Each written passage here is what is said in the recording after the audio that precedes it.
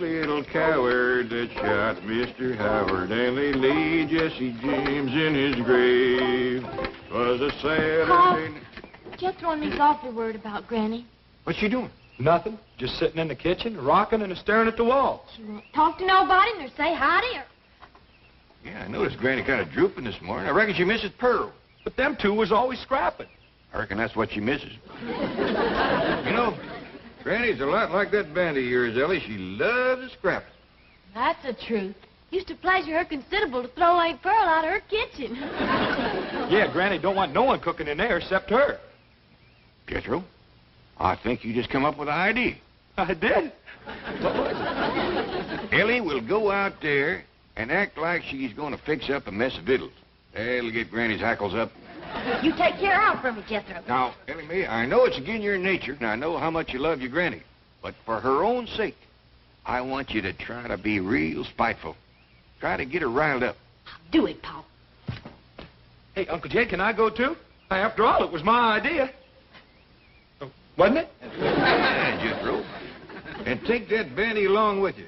Ain't nothing riles Granny more than chickens in the kitchen.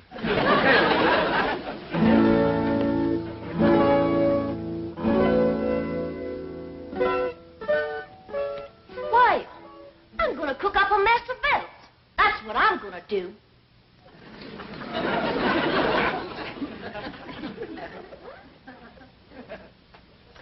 I'm going to get out every pot and pan in this here kitchen, and I'm going to whop up the doggonedest meal anybody ever tasted.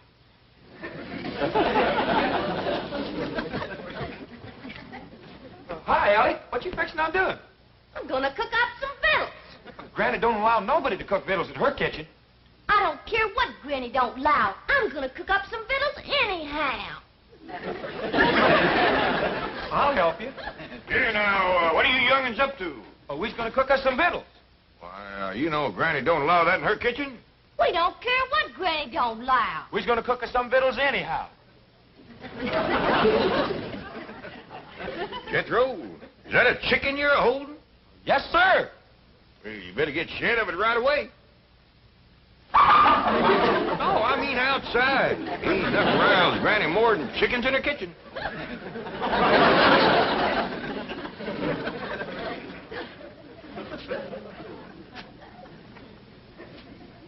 This is worse than I thought. Don't nothing rile her up. We gotta try harder. Ellie Mae, what you figuring on cooking? Grits. Grits? Why, your Granny just cooked a mess of grits last night. I know, Paul, but them was the worst mess of grits anybody ever cooked. Well, heck, I ate 4 great big heapfuls. Ellie Mae Clampetts, what a spiteful, riling thing to say about your Granny's cooking. Child is right, kid. I can't do nothing no more.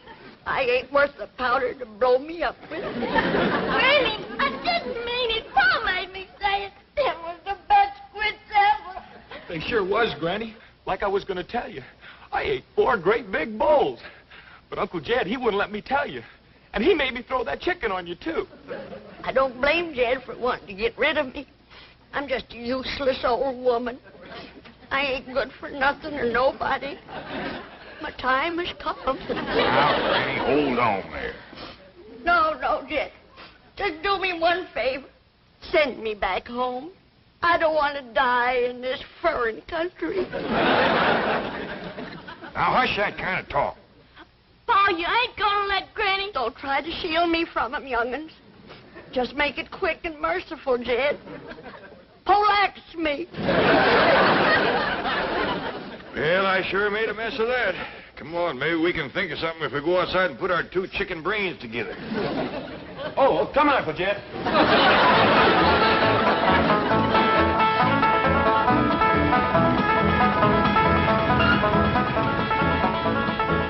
You wait here, I'll go and see Mr. Drysdale. I asked Miss Jane to come to supper, too. Mr. Drysdale, look who's here. I don't want to be no bother. Well, it's always a pleasure to see you, Mr. Clampett. Sit down, sit down. Thank you. Well, now, what can I do for you? Well, I got a little problem. You know, your problems are my problems. What's troubling my favorite depositor? Well, who? You, Mr. Clampett, you. Oh, well, you see, it's Granny. That poor little old woman is feeling lower than a fat frog in a dry well. Well, now, we must do something to cheer her up. Indeed, we must.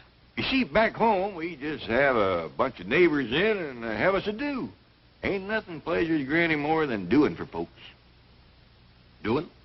Yeah, you know, womping up a big feed, tapping a keg of her cider, seeing everybody has plenty to eat and drink and has a good time. Well, can't Granny do that here? Well, you folks is about the only ones we know. We'll be happy to come. Just say when. Well, I reckon the sooner the better. How about tonight? Well, I'll be right in neighborly. Miss Drysdale in town? Yes, she is, and she'll be delighted to come. Delighted. I would rather face the firing squad. Honey bun, please.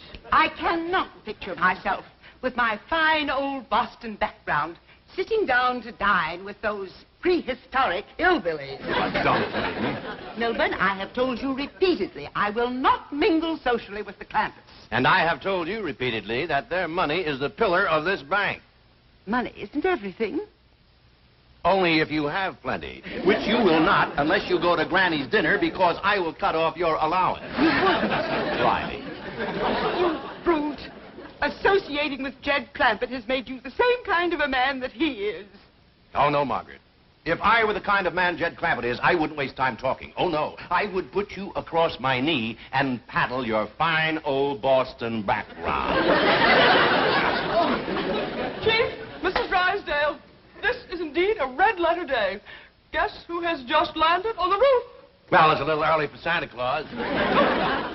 No, indeed. It's our distinguished chairman of the board, Mr. Martin Van Ransehorn. What? Well, I thought he was on the world cruise. No, he's anchored his yacht off Balboa and helicoptered in to see you. Mr. Van Ransehorn. Marty Milburn, call me Marty. You know Mrs. Drysdale. Oh, yes, of course. Congratulations. Congratulations for what? Well, I think you should be the first to know I'm elevating your husband to the board of directors. Board of directors? Nice. Yes, well, he deserves it. Any man that can land the Clampett account is my kind of banker.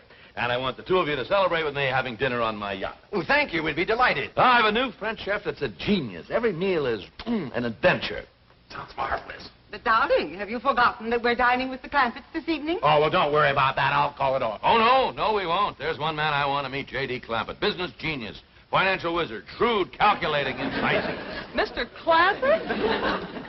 Who told you Mr. Clampett was that kind of a man? You did. I did? Yes, right after you landed the account. Oh, then, yes.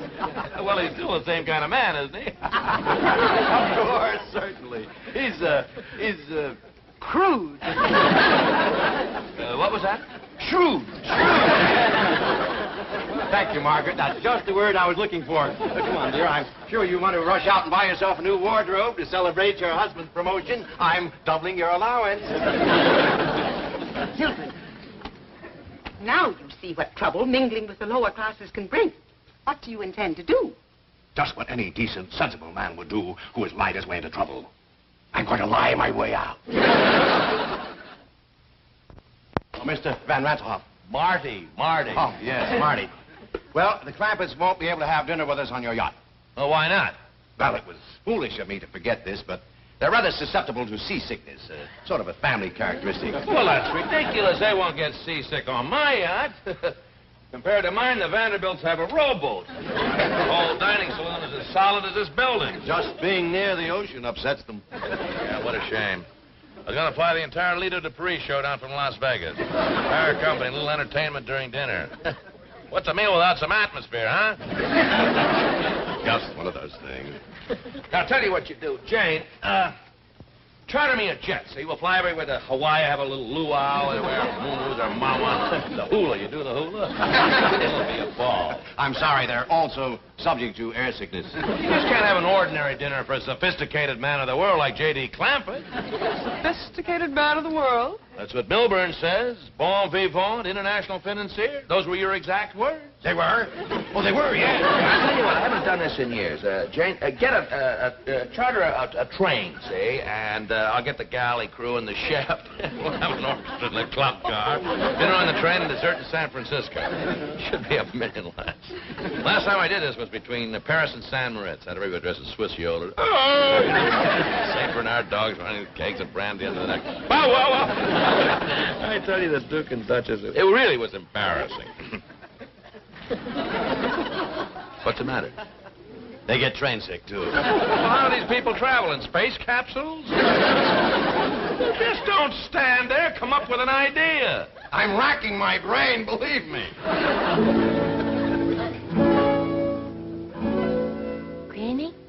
Granny, look-a here. I learned Earl a new trick. He's a dead rooster. Dog. Just put his bows in a pine box and send us home for burying. He really did. He's just playing. Look at this. See? He's alive.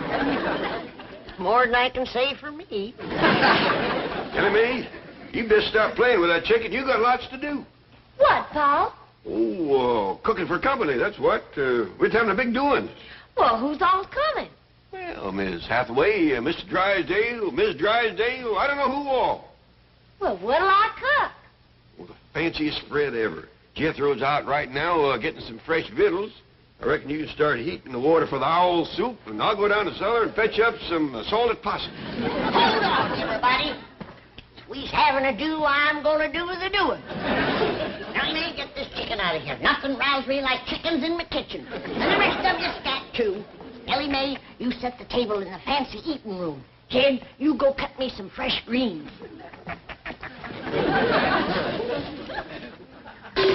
Oh, we're going to have a doing for the folks next door. I'll bake 'em up a possum and plenty victuals more. We'll have a keg of cider and a little Mountain Dew, and we'll all have ourselves up hullabaloo.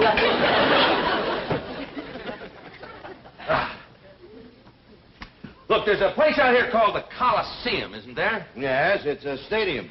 Oh, good. We'll hire it for the night. Tell you what, we'll have a Roman bacchanal, see? All the guests will wear togas. They'll have laurel wreaths in their hair. Marty, Yes? I don't think you can get the Coliseum on such short Well, I'll notice. tell you what, we'll get Grauman's Chinese. That's a theater. Rent the theater, you understand? Have all the guests dressed in kimonos, and we'll have dinner out in the forecourt. Oh, and by the way, Jane, get me some fresh cement. I'll bet you Jed Clampett never put his footprints in wet cement while eating fried shrimp. Well, to tell you the truth. Oh, I know what you're going to say. That's the trouble with fellas like Clampett and me. We've been everywhere. We've done everything. There just are no new thrills. Yeah, that's probably why the Clampetts are such a secluded family. They never go out. Hey, by the way, you're going there for dinner tonight, aren't you? Well, yes, but... Jane, call them and ask if I could impose on their hospitality. I just got to meet the Clampett. No, don't call. Well, why not? Well, they don't like to talk on the telephone. Now, I'll go up there in person and speak to them on your behalf. Oh, good boy, good boy. Look, just in case, I better get a date for tonight. Get me Liz Taylor on the telephone. I believe she's in Europe. Judge Gabor. Married? Paula Bridgerton married. Susan Hayward married. Jane Mansfield married. Jane Hathaway. Single. Who is she? Yours truly. Yeah, Shirley MacLaine married. Mr. Van Ranserhoff, I think I should tell you that I already have an invitation to the Clampetts for dinner tonight. We are very good friends. Very close. Really? Listen. Oh, would you mind turning around?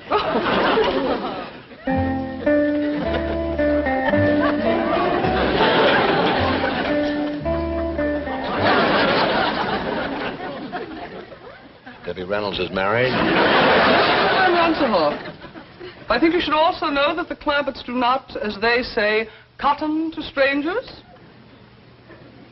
Miss Hathaway, let me say that you have a date for this evening.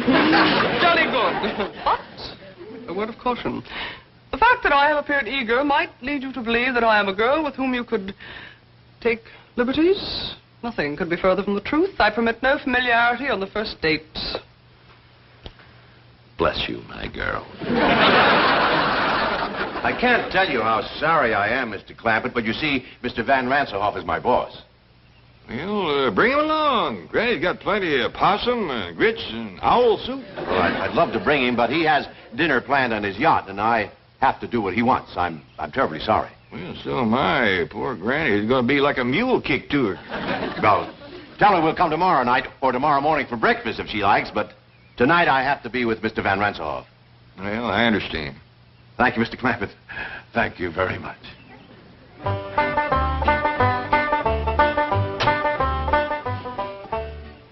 Better not bring these in to Granny just yet. When she hears the news, she's liable to commence flinging them. Give him a knife, kid. Just heard the news. Simmer down, Granny. You can't catch Mr. Drysdale. He done gone. What do I want to catch him for? Coming back here tonight with Miss Jane and Mr. Ranselhoff.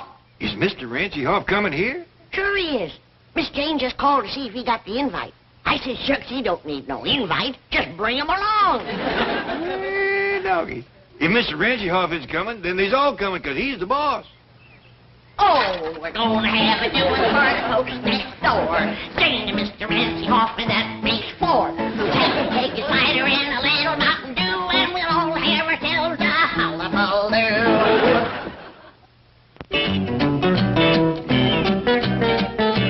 What do you mean Ranselhoff's going to the Clampetts?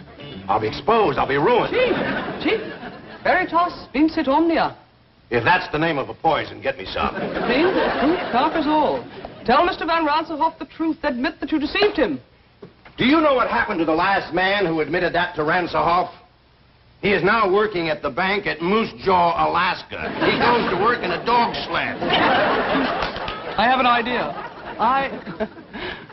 I am Mr. Van Ranselhoff's date tonight. I'll tell him the truth. I'll pick a romantic moment and seal it with a kiss. Are you kidding? He has a bank north of Moose Jaw. Wait till you see the divine gown I purchased. It was designed especially for an evening on a yacht. We'll take it back and try to get something as good for a day on a dog sled.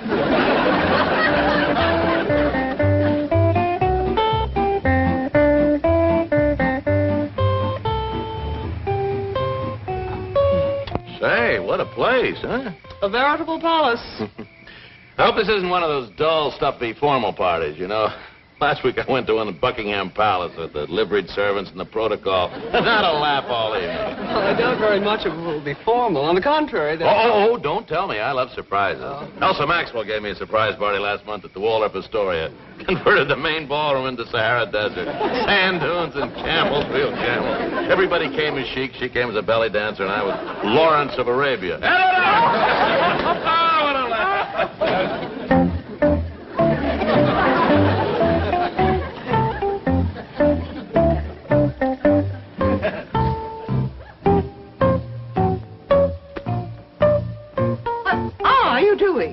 I'm packing for Moose Jaw, Alaska. Ranselhoff just arrived at the Clampetts. Surely you're exaggerating the situation. Margaret, one look at those hillbillies and I'm an Eskimo. Lady Clampett, may I present Mr. Martin von Ranselhoff? How do you do? Hey, they just call me Jed, and this here's Granny. Pleasure to know. How do you do? This is fabulous. No, this is Ellie. My daughter, Ellie Mae. Howdy there. Say, I got a rooster that plays dead. You want to see him? All right, May, let's wait till later to show off your critters. And this fine young fella here is my nephew, Jethro. Howdy, Mr. Ranselhoff. He's my cousin Pearl's boy. We're right proud of Jethro. He's going to graduate from the 5th grade this year. Congratulations, young man. Well, thank you. Well, let's all go sit in the parlor while Granny pulls the bung on a keg of cider.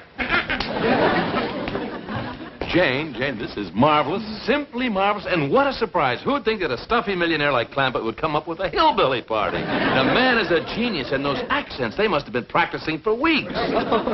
Longer than that. Yes, when do they start the hoedown or the square dance or whatever they're going to do? Oh, excuse me, Mr. Ranselhoff. Marty. Well, come on, Marty. Once Granny pulls the bung on that cider, it evaporates awful fast. Look, we'd like to get in the spirit of the party. Have you got any more clothes like the one that you're wearing? Sure. Ellie Mae, Jethro. Take these folks upstairs and get us some party clothes. Out the way. Jane. Here I am. You look like like something out of Tobacco Road. Well, you're not exactly Adolphe Manjou yourself. You know, I can't get over an important millionaire like Clampett going to all this trouble to surprise me with a hillbilly party. He's a wonderful man. He's the greatest. He's a millionaire's millionaire. I'll always be grateful to Drysdale. By the way, why aren't the Drysdales here? Well, that's rather a long story, Mr. Van Ransenhoff. Call me Marty the way Clampett does. That kills me. Well, Marty. Mr. Drysdale thinks you're going to transfer him to your bank in Moose Jaw, Alaska. Moose Jaw, Alaska?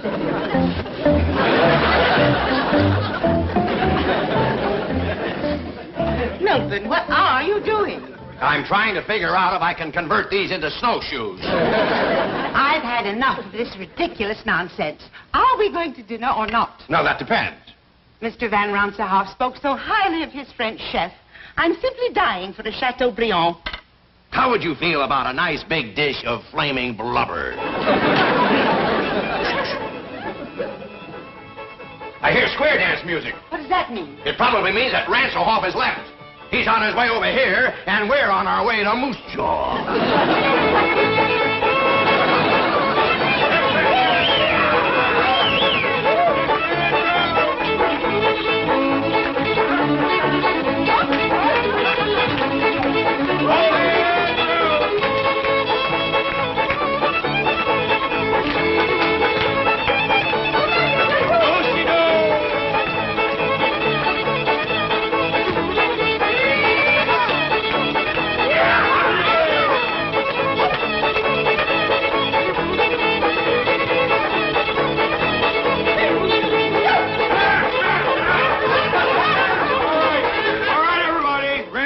Can't wait no longer for the Drysdales. Her owl soup and chicken fried hawk is getting cold. This way to the fancy eating room.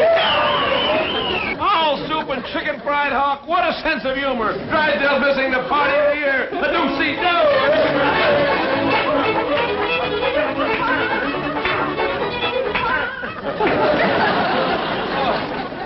Dinner in the billiard room. This is priceless. Now, before we all sit down, there's a couple things I better explain to you, Marty.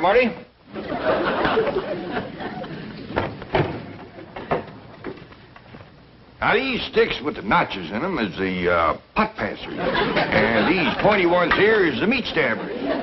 Is just dandy for stabbing stuffed crow. Wish Elsa Maxwell and Pearl Mesta could be here. Partial to stuffed crow, is they? Well, come on, sit down, everybody. First we'll have Grace, and after that, Ellie Mae will pass out the deviled buzzard eggs. He is just fine with baked possum.